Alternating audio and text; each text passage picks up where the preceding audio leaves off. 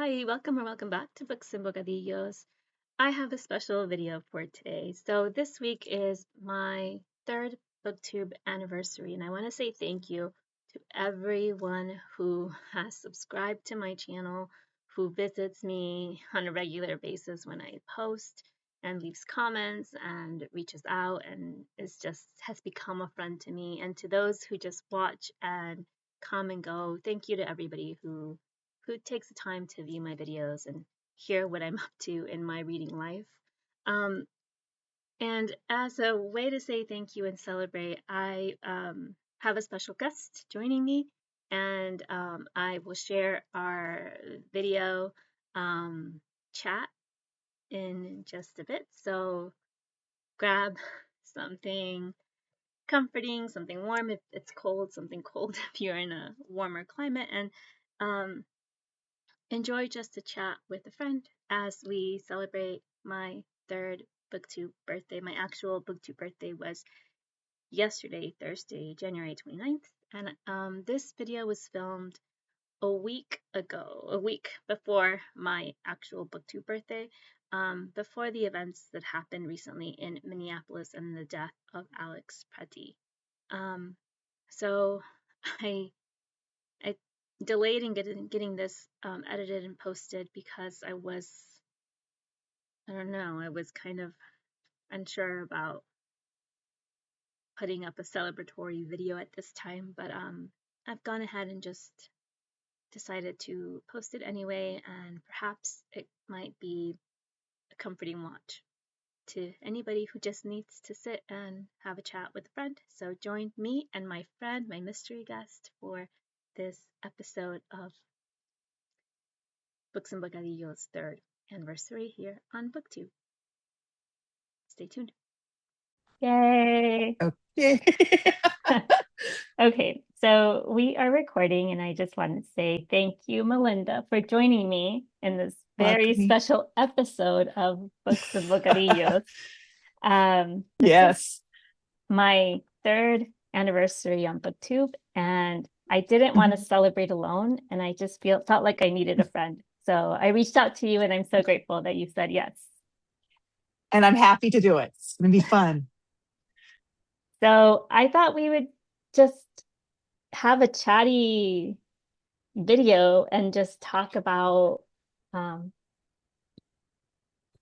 on BookTube, why we're on BookTube, and what it's been like over the last 3 years. And I don't know, anything else? Like, just so our friends who are watching know, like, the really cool thing about this year is that it's my third year and we just hit 300 subscribers. I think I'm like at 312. So I know that most people watching are probably people that have been watching for a really long time, or at least for a little while. And probably everybody who's watching my channel is watching your channel too. Yeah. Like, it's all of our shared friends. Yes. So it's a conversation between friends. And I asked Melinda to maybe bring some questions, because I didn't want to do a Q&A because I felt like I'm not at that point yet, but I'm game for whatever you want to ask. Okay, well, I'm going to start going way, way, way back. What is your earliest like bookish memory of someone reading to you, or something with books? Or I think my earliest bookish memory is when I was, I don't know, like a little one, like 2 years old, maybe. That's probably like, my brother was born when I was 2, maybe a little earlier than that. I actually have a really good memory of like childhood. So my mom had this book, like this picture book that she got for me. I guess I was not an easy girl. Like, I didn't like my hair brushed. But my hair is very coarse, like it's dark and coarse, and I don't have thin hair, and so with the humidity it can get frizzy. And my mom is very like A, perfectionist, Mhm. and I don't think I'm like that. And so so when she would brush my hair, it was always like I'd cry and then she would do this like ponytail, like she'd do like really, really tight. And I Mhm. was always like, oh, my head hurts. And maybe I was just being a difficult child. But I think I gave her a hard time enough that she bought this picture book in Spanish because we lived in Mexico, and it Mhm. was the title of the book was Pajaros en la Cabeza. So birds in your head, on your Uh-huh. head, birds on your head. And it was a story about a little girl who did not brush her hair. So her Mhm. hair grew grew a nest. Like it grew Mhm. so unruly that birds started settling in and nesting in her hair. And so that was kind of her way of getting me to understand why I needed to brush my hair. Um, so that's kind of an ongoing phrase between us, even to this day. Like if I'm having a bad hair day or, Mhm. I'll say like, ah, es que traigo pájaros en la cabeza, like I've got birds on my head, and Did um, you read the book? Like, did she give it to you just to read, or did she give it to you to read while she was doing your hair? no, it was kind of like a picture book so that she would sit with me and read Oh, it to okay. me.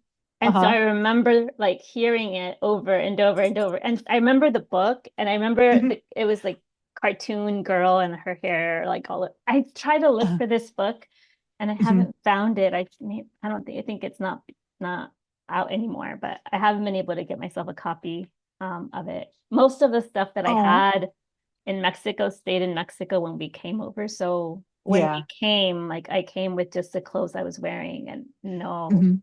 no toys or books or anything. So Yeah.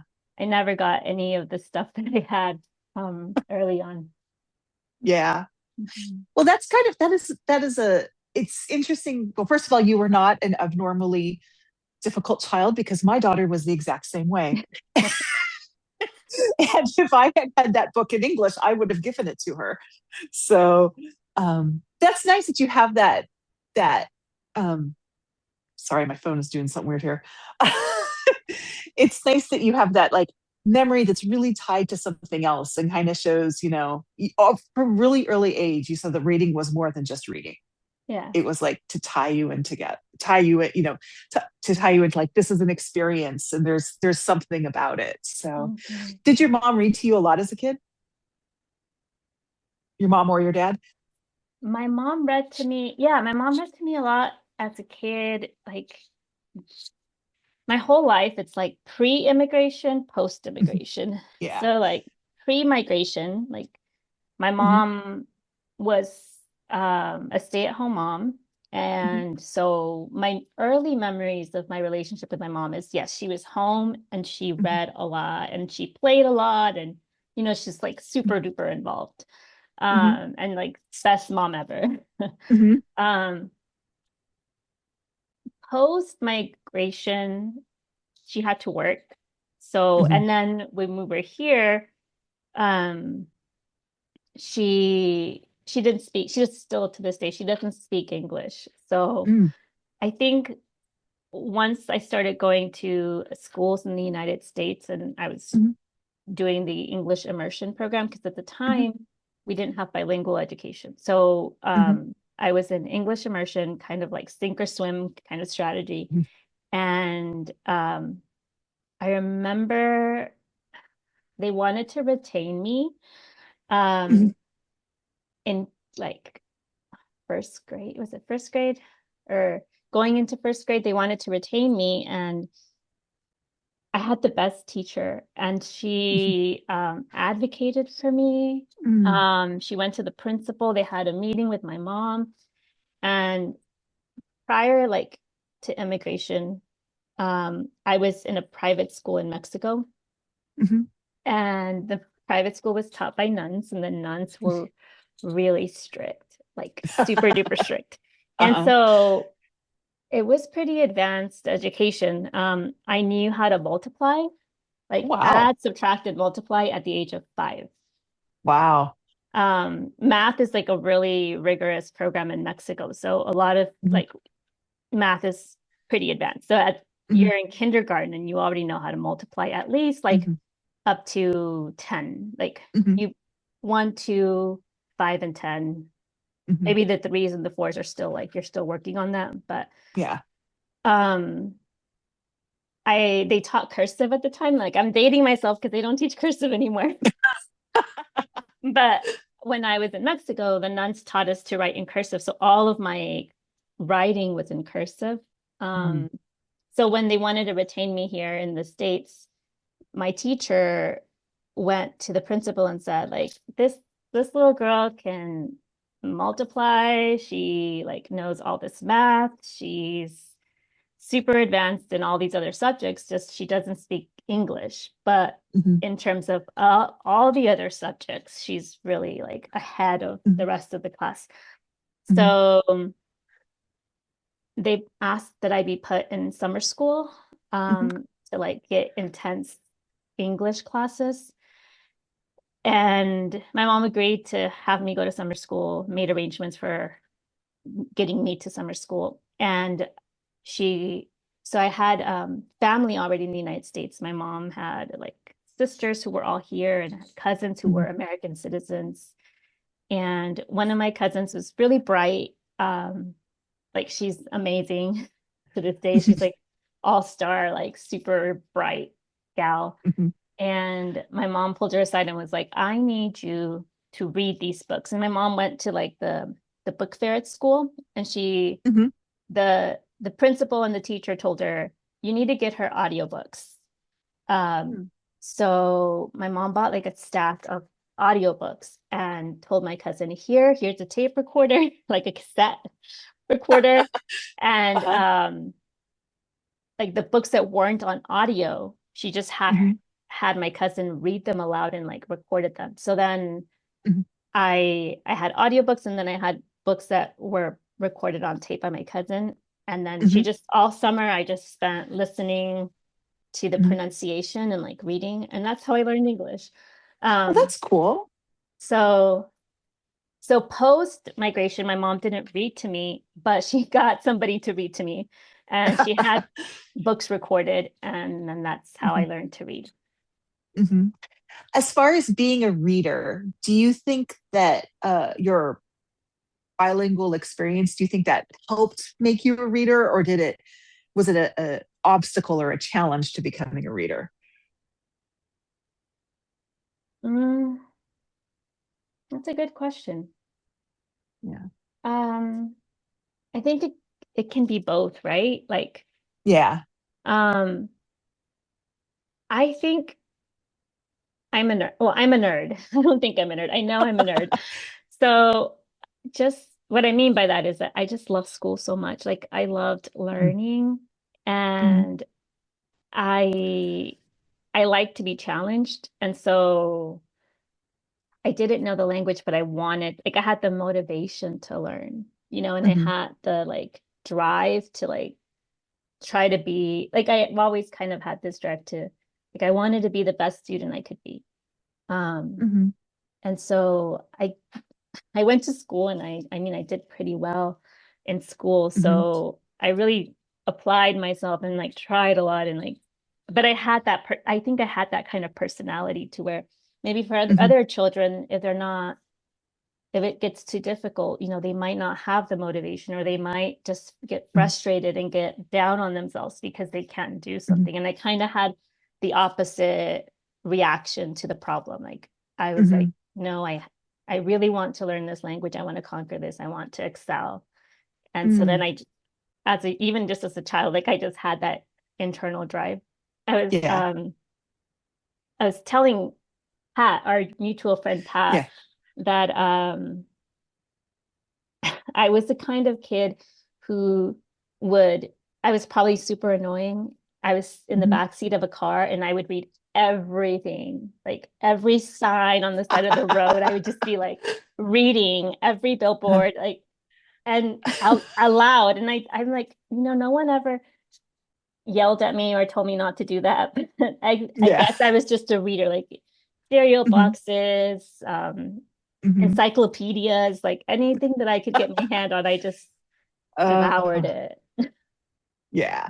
Well, I have a question here, which kind of, I don't even know if this is even an applicable question, but it was one I was interested in. But what you said, it might not even work. But do you, can you pinpoint a time when you went from being someone who reads to being a reader? And it sounds like you've always been kind of a reader, Mm, but someone say, like, I have free time and I am going to read a book, sort of thing. yeah. Well, I discovered that I was okay. I think I fell in love with writing before I fell in Mm, love with reading. okay. So we've been talking a lot about my mom, but on the flip Mm, side, my dad was a writer. mm, He wasn't like a published writer, but he was like the kind of writer that does it like because you just really, really love it, you know? And yeah. so he would sit on the weekend and write a short story. And Hmm. so I think he gave me the love of short stories because he loved short fiction so much. Hmm. He would like that was his thing. Like he could spend a whole Saturday just crafting a story. Hmm. And so for me, a lot of spending time with my dad was spending time writing. And so he would get paper and pen and then he would give me paper and pen. And then he'd be like, okay, Oh. let's write a story together. And so like he would Hmm. write and then I would write and then he would look over and see what I was writing. And so then I remember one time we wrote a story about trees. I wish I had that story, but I don't know how it came up, but we wrote a story together. We wrote a story about trees and he did the illustrations and Oh. it was just such a fun day. Like it was so much fun to sit with my dad and just to Hmm. write a Yeah. short story. Um, but then I just kind of felt like I love that. Like I love spending time and just Hmm. crafting something Hmm. out of like nothing. Yeah. So so then I really liked writing in school. So I would write stories and like for like creative Hmm. writing. I always loved creative Hmm. writing and I did pretty well.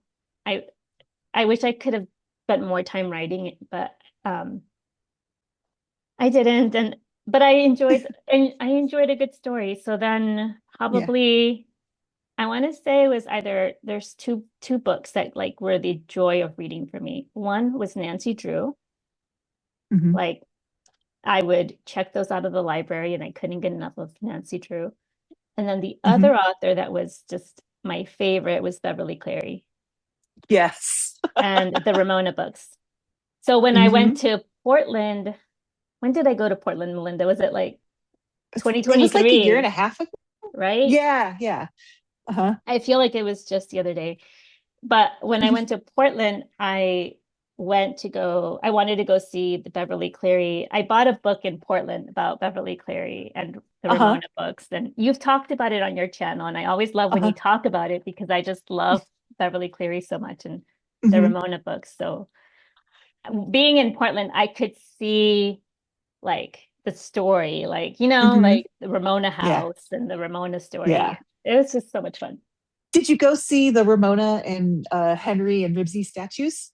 I did not. I I didn't get live to here and go. I haven't seen them either. So, But I think I wanted to walk down Yam Hill. yeah. I think we went, but I didn't walk all of Yam Hill, but I think we went for like a little bit of a walk through there. Yeah. On Yamhill Street. Yeah. Well, the house that she grew up in, which is the house that I think it was actually Henry Higgins was modeled on. That one was actually for sale a couple of years ago. And I was like, I want to Oh, go to an open house there, see what it's so like. cool. Well, it warms my heart to hear Beverly Cleary because I love Beverly Cleary too. Mhm. So here's a question. Do you have any reading rituals? Hmm. You have some really good questions. Reading ritual. I think it depends on the season. Mhm. I think that changes season to Yeah. season. So In the right now, when summer, it's, yeah. well, my favorite time is summer. Mhm. late spring, early summer, not late summer, but when before it gets like unbearably hot in Texas, Mhm. I like spending time on my hammock. So Mm. I usually like in the afternoon, um, I like to go and like put the hammock on and Mhm. make a good iced tea Yeah. and lay in my hammock with my iced tea and my Kindle or a book, usually a paperback. I don't Mhm. like to take hardcovers outside.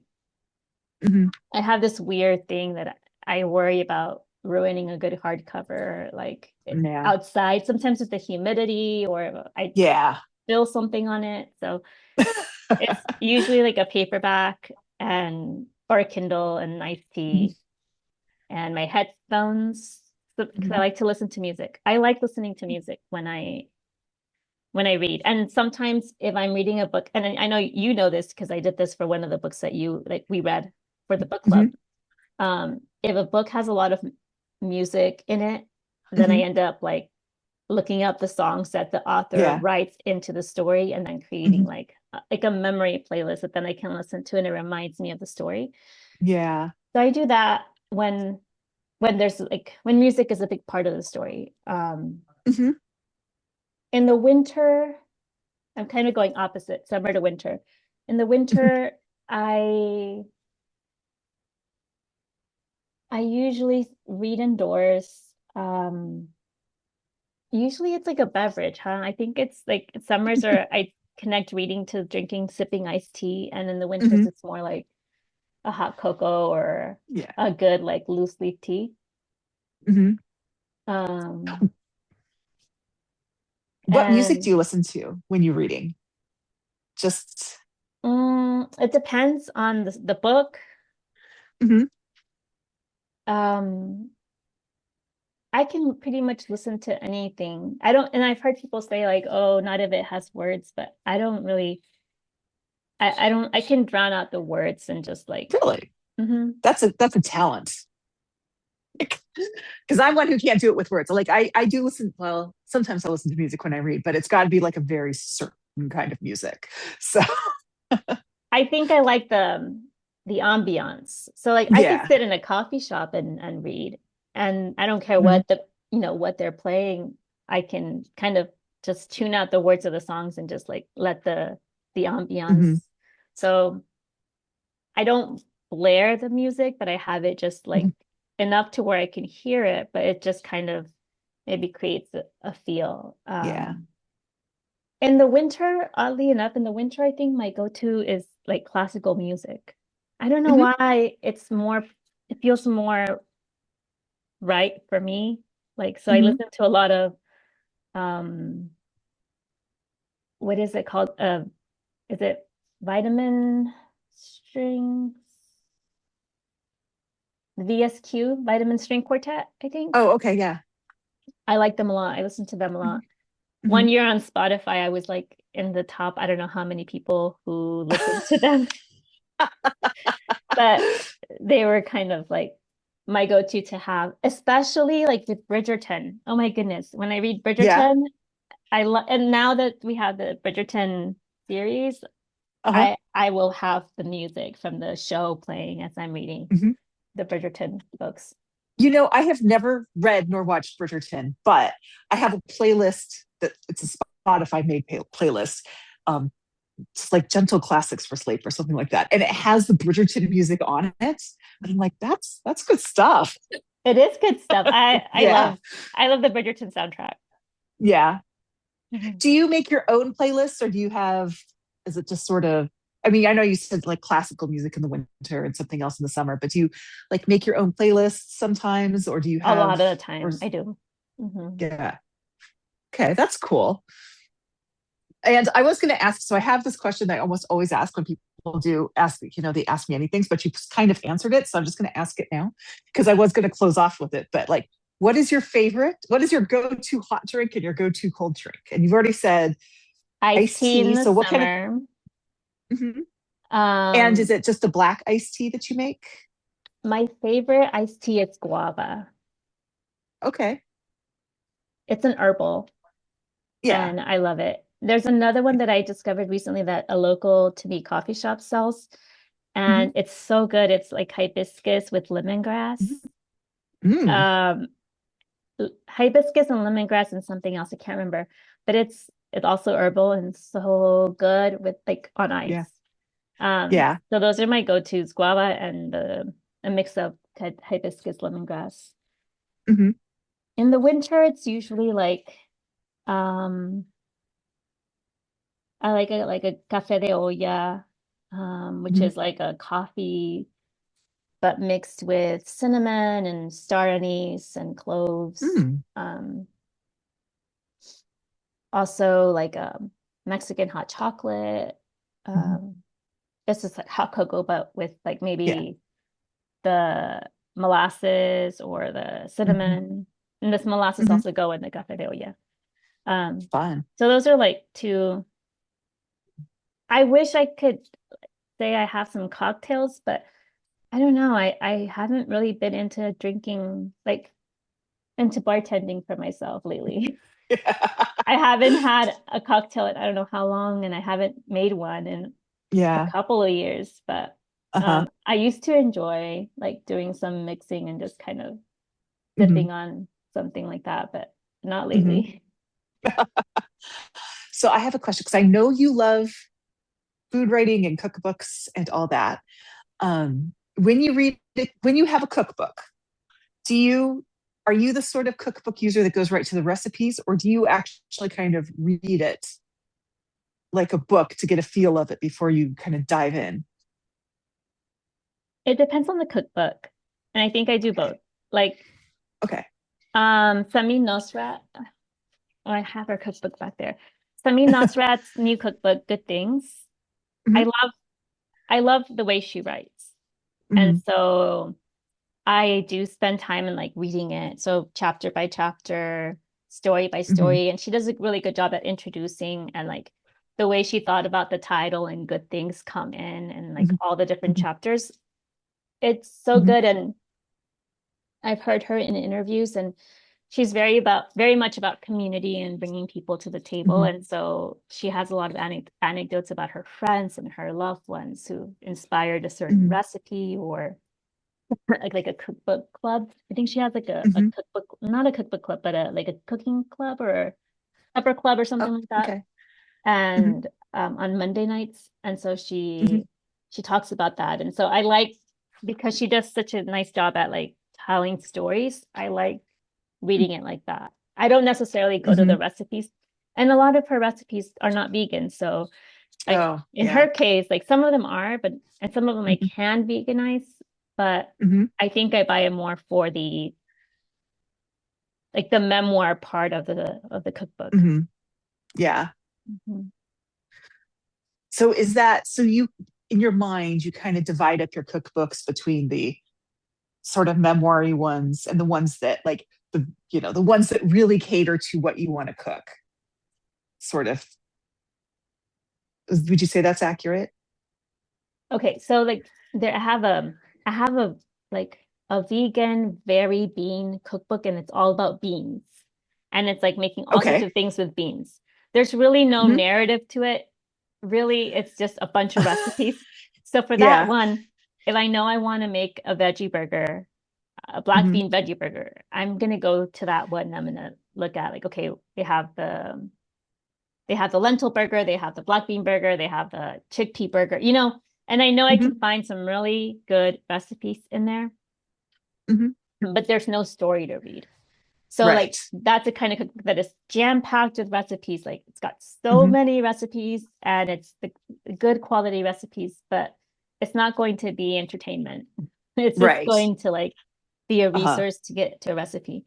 But like Julia Turshen, Sami Nosrat, um, what's his name? Brian.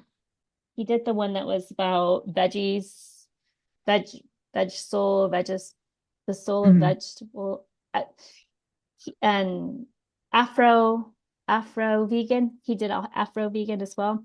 I think in either Okay. Afro vegan or the other one that he did, soul vegan, soul veg, something like that. He or vegan soul maybe.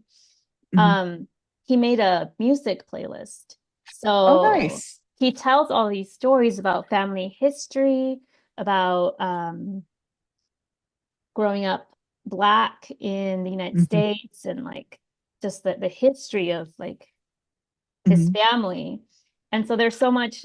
He has music, he has, you know, like the playlist, he has stories and the pictures, and you know, it's all like, it feels like a very rich book because there's so much history and Mhm. memoir to it, but then also like really good recipes. So books like that are like more storytelling, I Mhm. think are, for me, they're the fun cookbooks. So I have the fun Right. cookbooks that I can sit with in bed or on a couch and not be Mhm. cooking, but just, you know, Yeah. explore. And I think that's what when I first started my channel and I was doing a bunch of cookbook corner videos, I just like Mhm. sitting with a cookbook and like dreaming up, what am I going to cook next, you know? Yeah. And and then there's some really good stories in between to just Yeah. kind of help. I do kind of miss Cookbook Corner, I have to admit. I've been wanting to get back to it, but life has been crazy. Hopefully, Yeah. I'm going to be starting a new job in a couple of weeks. So Oh, hopefully fun.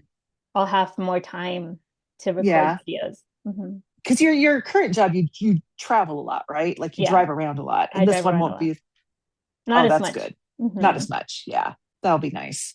Um, so trying to figure out how to ask this. So it's probably gonna be clunky the way I ask. It's But okay. I know that you and I and so many people are dealing with a lot of stress from the world right now. Mhm. And we have been using reading to deal with it, but I think people do it in different ways. For example, I use it to disassociate. Like, I'm Mhm. like, I need something completely different so I can just block everything out. And I know you have kind of focused the other way a little bit. Mhm. Um, Mhm. has that really helped you? Yes. Yes, Yeah. because I'm like, I need to breathe. Um, yes. Um, if you hear noise, it's my husband probably going for a walk. That's that's okay. I live Um, in a noisy house. um, how can I say this? I don't even know how to say this. Um, I think in 2024, I was at the right place at the right time on November 5th and 6th Mhm. and 7th and 8th. Yeah. Like in those days, I was at a social Mhm. work conference with a bunch of social workers, and we still had the same problems we had on November 1st and on Mhm. the previous summer. You know, like all the things that were on our social work agendas weren't hadn't gone away, and if anything, things had just become more tense and scary for social Mhm. programs and social welfare and how we take care of people Mhm. and our profession. And so I'm just sitting in a conference with social workers and hearing about this, you know, the same legislative priorities that are on the board for us to advocate for, the Mhm. same issues Mhm. that we're concerned about um, as social workers. Like all of that was still there. And I just felt like, you know, when a world leader, as like the kind of world leader that the president of the United States is, like whoever that Mhm. person is at any point in history, like that person Mhm. wields a lot of power. And when that person stands on a stage and says that Mexicans are bad people, or that Puerto Rico is a trash, like a dumpster, Mhm. or says these like really racist and Mhm. horrible statements about a whole group of people, and and then you just hear the lack of awareness. Like people, I think a big frustration is that you can be from El Salvador and live in the United States, but people are going to assume for the most part that you're Mexican because we all look the same to people, you know? And Yeah. so I can walk through the world in the United States and people don't know the difference between a Puerto Rican and a Mexican or a Cuban, you know? And so it's just like, I felt like I needed to be more educated myself about the different communities that I'm a part of, because I think in solidarity we're all one, you know. So I wanted to learn more. Like I wanted to be more proactive in reading more about my community, but also more about other Latin American communities, so that I understand the history better, because Latin American history is not something that's taught in schools in the United States. I didn't know anything about Latin American history until I went to college. The history of the Mexican Revolution, or well, the U.S. Mexican War is taught from one side, you know, depending on whatever side you're on. And it's like one side is always good and the other side is always bad. And there's no nuance to the way that, you know, you learn history. So I think for me, I felt like I need to do my own reading, you know, and maybe not wait for people to spoon feed me information or stories, or but just I need to be more proactive in knowing my history, knowing other countries' histories, and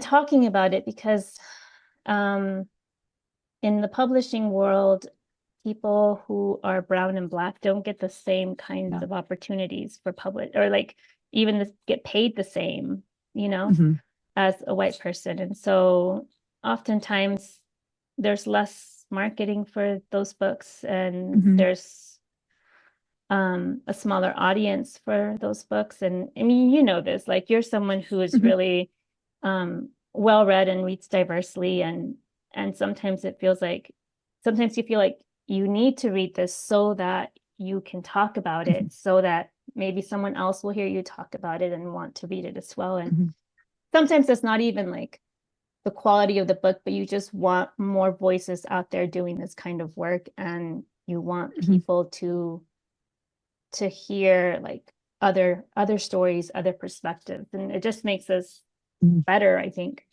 as people and as readers. So that's why I took a look at what I'm reading, and all through school I read whatever teachers thought I needed to read to be well read, and that was mostly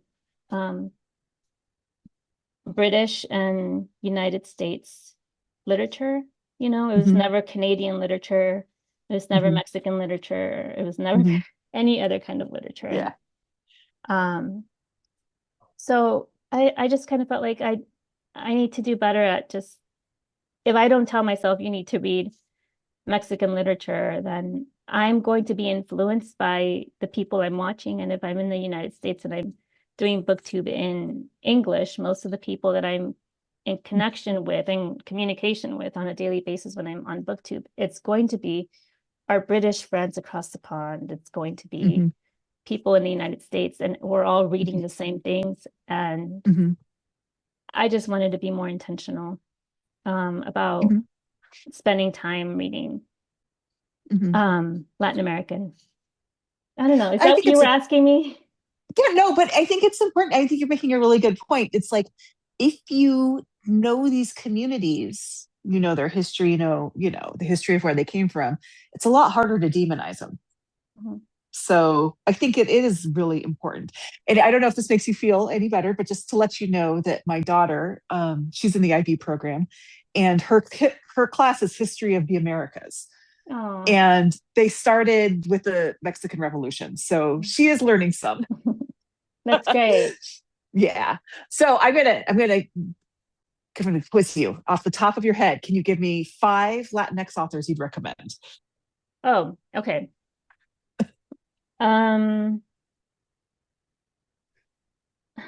You said Latinx, that makes it harder. Do you want to say There's Latina a little more. bit? Um, okay. Elizabeth Acevedo. Hmm. I really like the Poetics. Okay. Ibi Zoboi. Mhm. She's Haitian, and I consider Haitian part of Yeah. um Yeah. Latin America. Um, I like Pride, which is a Pride and Prejudice retelling. Okay. That's one of my favorite of hers. It's Hmm. YA. I'm giving you YA. Oh my goodness, I need No, to no, that's stop. okay. That's okay. I know you don't read YA I as don't read. much. I don't read a lot YA. I Yeah. do read from time to time. No. Okay. I talk about this all the time. Sylvia Moreno Garcia. I just love Sylvia Yeah. Moreno. I I recommended have. her to you already. Did Yeah. you? Uh-huh. Um, who else? I love Marcela Serrano, but she's Hmm. not talked about a whole lot. But I really like her. Her stories are quiet, very slice Hmm. of life. There's never any plot, really. Like I think they're very character driven. So that's Hmm. why they're harder to recommend to people because a lot of people like plot. But sometimes it's just, and she writes about women, so she writes about the lives of women, and Oh I yeah. Okay. really like that. That's four. Mhm. Um, and then Natalia Sylvester. I'm just going to say her. She's the one that came to mind. Yeah. She's from Peru. She lives in Hmm. the United States, Hmm. and I really like her writing. I read Breathe and Count back from 10 last year Okay. and it's also YA, Melinda. I'm so That's sorry. okay. That's okay. But See, the thing is, I in a read couple that, years, my kids won't be YA, and then I'll probably read more YA again. but I read that story last summer, and it just, it just took me by the heart, and Yeah. it was such a beautifully written story about a girl with like hip dysplasia. And so Uh-huh. there was the disability representation, and she was such a wonderful young woman to know and to just be Hmm. excited for. And she just wants to be a mermaid, and she's I think I remember you a talking about child of this book. immigrants, and so there's Yeah. a lot going on in the story. Um, it was just so I thought it was really well written. I mean, it is a little like um I think it is a little idealistic. I don't think that Hmm. all children have those kinds of parents, but the parents, Hmm. I think the thing about a YA is sometimes the parents, how you write the parents, that makes a huge difference. And so Hmm. um some of it wasn't dark because this child had parents that were just really great parents in the end. Hmm. So Hmm. Well, that's cool. See, you're doing, I have to go and I saw your video about your book list this year. I still have like 6 books from last year to read, which I'm but I am so going to, sorry about. no, you don't apologize. I'm the one who went and bought everything thinking about it. I feel every time you do one of those like what you bought, I'm like, oh my God, she hasn't read it. I'm like, half of those are probably ones I recommended. Don't worry. I mean, don't worry about it. So that's one thing that I'm doing is I'm trying to like buy books on more of a month to month basis instead of like Mm-hmm. doing, I'm going to read these this year. But no, I am looking forward to reading because there's a Sylvia Moreno Garcia that I still have to read. Um, was that Untamed Untamed Shore. Shore? Untamed Yeah. Shore. Mm-hmm. I have like 5 Sylvia Moreno Garcia to read. Um, there was the one, the memoir by Reina Grande or Reina Yeah. Grande. And Uh-huh. that one I've been looking forward to. And there's some other ones too. But I think the only one that there was one you told me I wouldn't like. You said it's YA. Oh yeah, no, don't read it. I mean, don't read it because I know it's not the right book for you.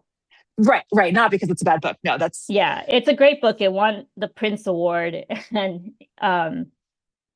actually, I bought this book. I haven't done a book haul, but I have this book I just got. I ordered it because I want to talk about that book. I want Uh-huh. to do a review, but I wanted to get this book um band together. Oh, okay.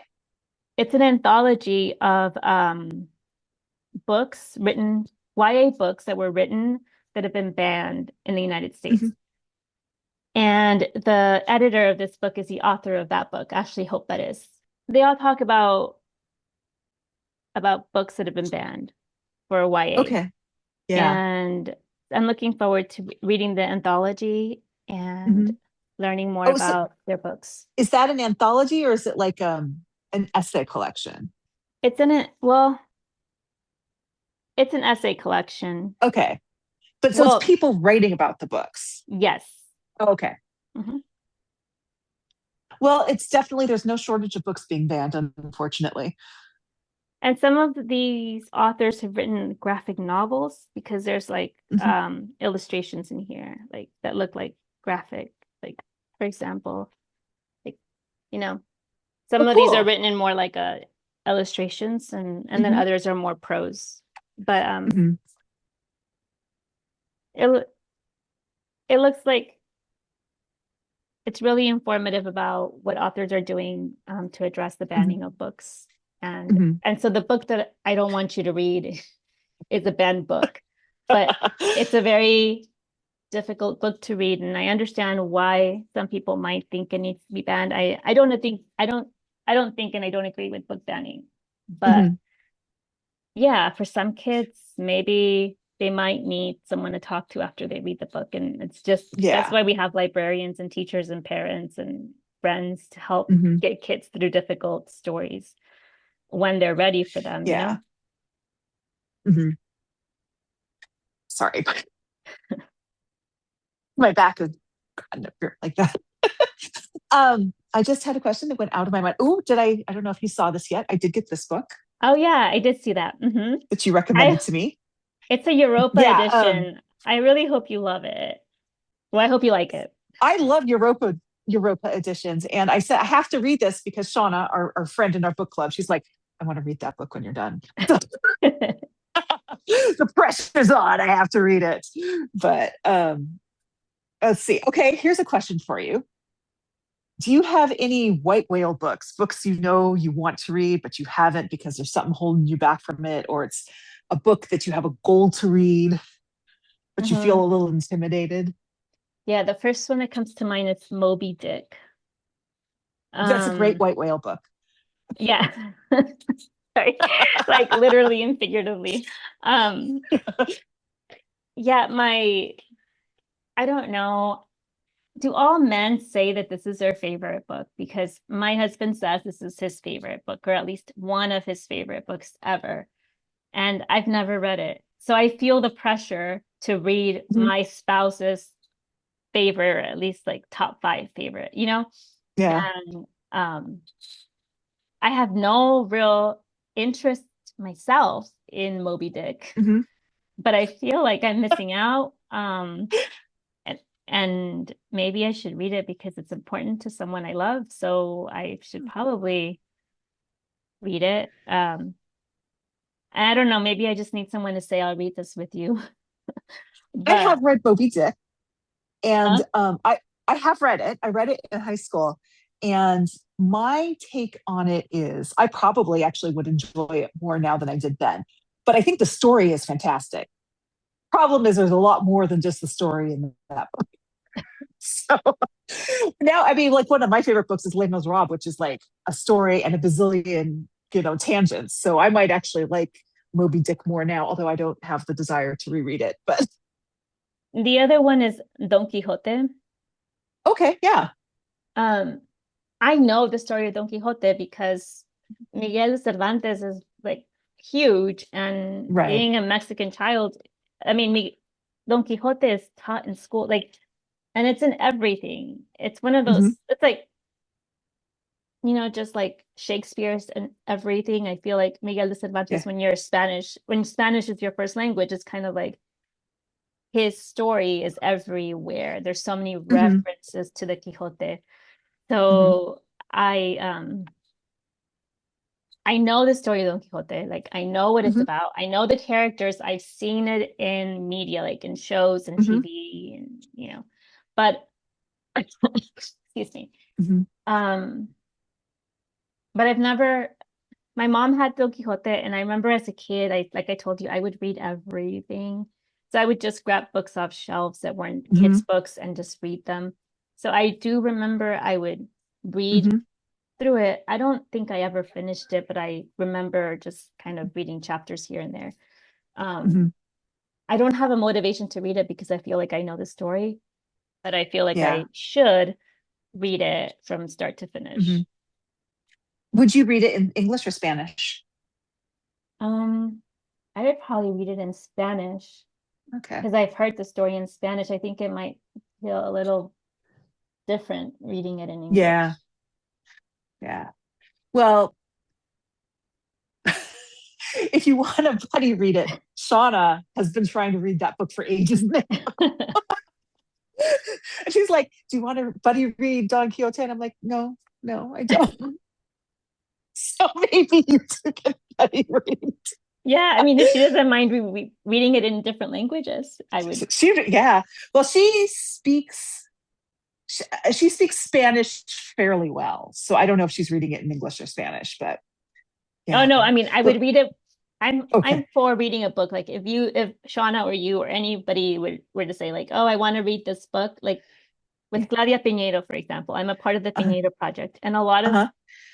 the group is reading the Piñeiro stories in English, but Hmm. I've been reading them in Spanish. Hmm. Um, so I don't mind like I'll read the Spanish and then they read the English, and Yeah. we can You still can have a kind of compare. conversation Yeah. about the So, translation. so do you think that the translations of the Piñeiro books are fairly good? Are you having like some like when you talk to the rest of the group, are there like some translation issues where you're like, oh, that's not what I thought that meant, or they talk about Hmm something like that? hmm Yeah, Yeah. yeah, we've had a lot of conversations about the translations. And I don't think I always agree with the group on translations.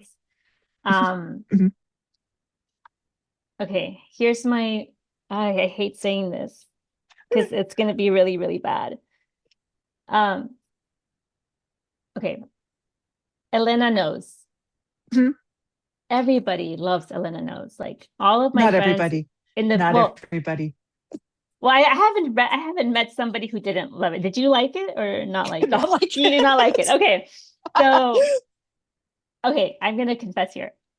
I did not like Elena Knows in English Okay. because I read it in Spanish first. So Okay. I read Elena Knows in Spanish and loved it in Spanish. Hmm. I hated it in English. Oh, really? But everybody loves it. And everybody says the translation is so good.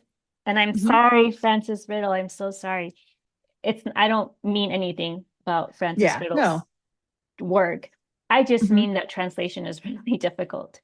It And is. I feel like the Spanish Elena knows Mhm. has a beat to it. Like it has movement and it's like a poem Mhm. almost like because of the way that the rhythm and the way that you feel like you're moving, like you're on this a bus with Elena and she's an Mhm. octogenarian and she has Parkinson's and she's having a breakdown and you're on this bus Mhm. and with the writing, Claudia Piñeiro is able to kind of make you feel like some of that movement, like the way that she writes, it's Mhm. sometimes it can feel kind of like you're doing this Yeah. like shaking and then Mhm. it flows and then you feel like you're shaking again and Uh-huh. it blew my mind in Spanish that a writer could do that a writer could have this Mhm. way of and it's all happens in a day and Mhm. you kind of I think she takes you through the energy flow of the day and I felt like I felt the energy of the book because of the writing and the way that the writing moved to me. But Mhm. the English translation, to me, it's disjointed and it doesn't carry that same flow and the rhythm that the Mhm. Spanish one does. So I didn't like the English one.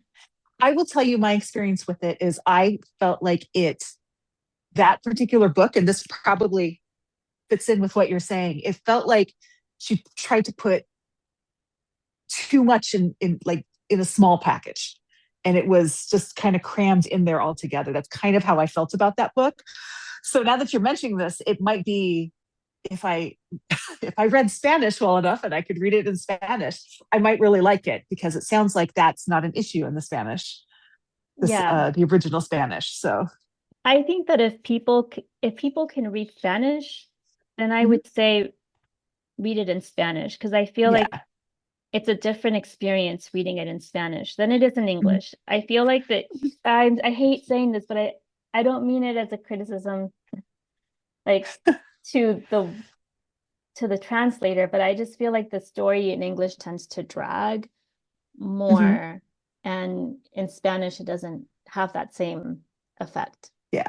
Well, if you read any translated novel, and this is just the nature of the beast, there's something between you and the text, really, because Mhm. there's a middleman, and sometimes they're great and sometimes they're not, but it's still not directly the author's words. So I would say, if you can read in another language and you have a book in that language, written in that language, that's what you should be reading. So that's my thought on that. But that's interesting to know about Elena Knows, because, as I said, I felt like everyone loves this book, and I felt like I felt claustrophobic reading it. Yeah. Yeah. So I didn't like it in English. It mhm. made me feel very anxious. Yeah. Because it just felt like it was like this, like Hmm. there was no movement, and I knew something was missing because I'd read it in Spanish, and so Yeah. I had a different experience with it. Yeah. Well, that's interesting to know. So, did you feel that way about the all of the Piñeiro books, or was just Elena Knows? Was that just sort of like that particular one was an issue? Um, I think it was most noticeable with that one. Okay. Um, because I read it in both languages. So that's the Okay. only book I've read in both languages. Oh, okay. Okay. Um, all the other Claudia Piñeiro books I've only read in Spanish. I haven't read the English translation. Okay. So I can't speak for how they feel. I know that I know that the group, the Piñeiro friends, Hmm. they didn't really like Thursday Night Widows as much. Hmm. It wasn't a favorite. I really, Okay. really liked it, but I read it in Spanish, and I Uh-huh. liked it because it it's kind of like if you like escape rooms or like Hmm. closed door mysteries, like where Hmm. everything's happening and you feel like it felt like a mystery, like a horror kind of, almost like there Yeah. were horror elements to it because you're in this Yeah. community, like secluded and Hmm. isolated, and it's so contained, and there's terrible things that are happening Hmm. underneath. Like it looks so pretty, like Hmm. beautiful manicured lawns and huge homes and people who look like they have it all together. And then she starts peeling layers and layers and layers of paint, and you start seeing the Hmm. decay that is happening Hmm. inside these homes. and Hmm. and it's a reflection of the social decay. Like she's Hmm. trying to like put a mirror to, this is what's happening and the decay that is happening in a community of rich, affluent, like Hmm. people. But then this mirrors the social decay that is happening outside of this Hmm. small community. And when you juxtapose those two and you kind of like look at the social commentary, I think Hmm. that she's saying a lot. She's really So you're so kind of selling me on this book. I so I really enjoyed Thursday Night Widows because I thought she she was I love the social commentary that she was trying to do with it. And I didn't realize how much I liked the tension of a closed door. Is it a closed door mystery? What do you call it when you're like in an escape room, kind of like, those mystery books where everybody, like a clue, like somebody dies and everybody's a suspect. Like, what do you call those kinds of mystery books where, like, Agatha Christie does it really well, some of her books. Where like the Death on the Nile, like you're on a ship and every can you hear Be me? a circle or oh wait, you kind of locked Yeah. up there. Sorry. I think it's either a closed circle or a locked room. It could be Locked either room. one of those. Okay. Closed door is romance. Yeah. locked room is mystery. Well, closed circle. Closed room is romance. Closed circle is also a mystery one. It's like it's got to be the culprit has to be one of these people. Yeah. But a Well, locked room is you're all stuck there. So there's that. yeah. So I guess it kind of feels like a locked room, but it's like this community Okay. that's very like fences up, super isolated, super Mhm. enclosed, and it's sold as exclusive and only the best of the best people get in. But then there's so much happening underneath Mhm. it all. And it's just like creepy and angsty. And So I this didn't sounds like really know my how kind much of I book. would love that. But I really did like it a lot. I'm Yeah. gonna have to put that one on the list. So well, I do have to take my daughter to her study group. So Thank you for doing this with this was me. fun. Yeah. And congratulations on 3 years and 300 subscribers. Thank you. So you're welcome. All right. We'll talk soon. Thanks so much. Talk soon. Bye bye. Bye.